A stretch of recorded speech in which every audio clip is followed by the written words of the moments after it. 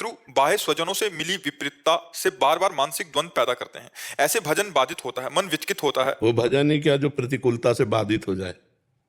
अभी बच्चे हो परमार्थ में, अभी बच्चे हो, अभी परमार्थ के पथिक थोड़ी बने हो।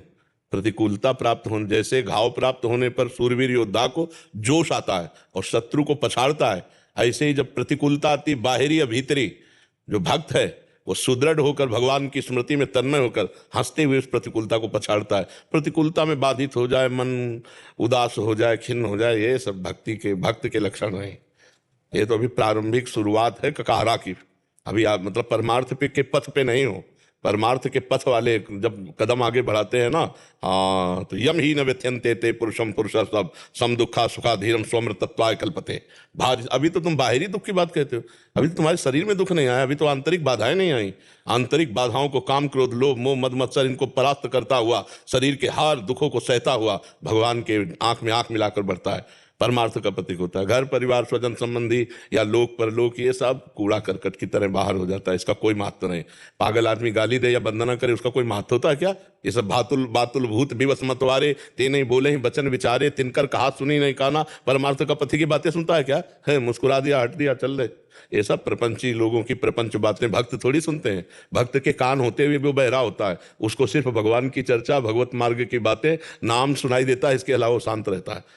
सब कौन सी बाधा ऐसी है जो हमारे चित्त को क्षोभ पहुंचा सके?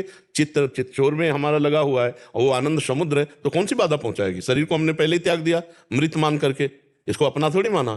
तो शरीर की बाधाएं ही होती हैं, आत्मा में कोई बाधा पैदा नहीं कर सकता। समझ पा रहे हो आप?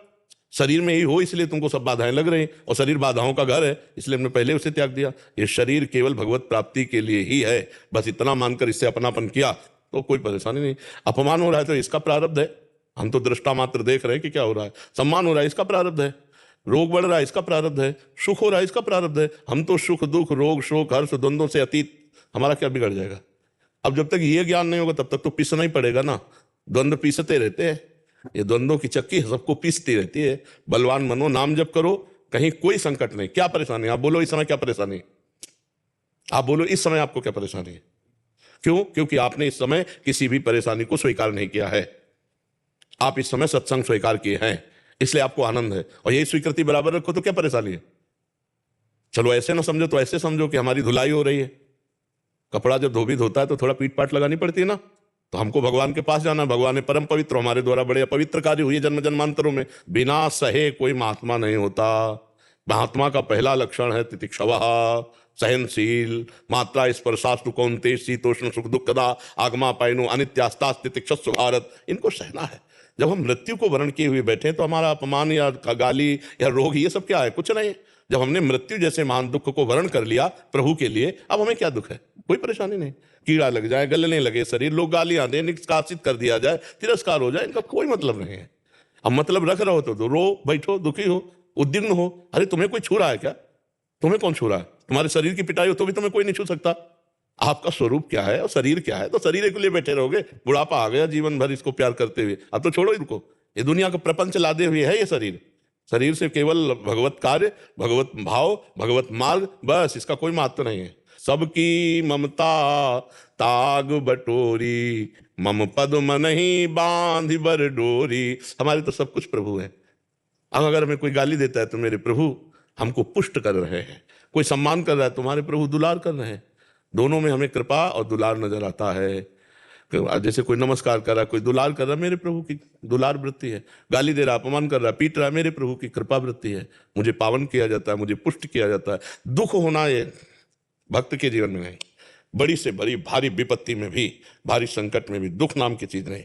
हम प्रभु से जुड़े, आनंद समुद्र से जुड़े। अब भी रोए, अब भी दुखी रहे यार, तो भजन काहे को कर रहे थे? भजन इसलिए नहीं किया जाता कि कोई संकट ना आवे, कोई विपत्ति ना आवे, कोई रोग ना आवे, कोई शोक ना आवे। सब आओ मिलके, सब मिलके हमारे ऊपर रहो, लेकिन हम तुम्हारे पे ना रह के प्रभु में रहें, इसलिए भजन। और जहाँ प्रभु में मन है ना, चित्त है ना, तो हर समय आनंदित रहता है। हर समय कोई अपमान करे, कोई मान करे, कोई दुख आवे, कोई सुख आवे, इसी को से तो लड़ना हमारी साधुता है।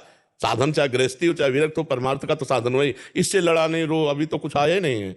अभी तो अभी सूचना मिल जाए तुम्हें कैंसर हो गया तो भजन ही नहीं होगा। जब बाहर की छोटी मोटी बातों में तुम्हारा चित्त जो है जलन को प्राप्त हो रहा है, अभी सूचना आ जाए कि कैंसर होगा, नहीं बचोगे, अब नाचना चाहिए।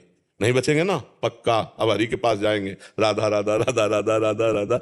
तो हमको जब मृत्यु जैसे भयावह सूचना में दुख ना लगे तब हमारी भक्ति पुष्ट हुई। हर इंद्री हमारे प्रभु से सुखी हो, हमारा मन सावई मना कृष्ण पदारविंद हो। क्या परेशानी है?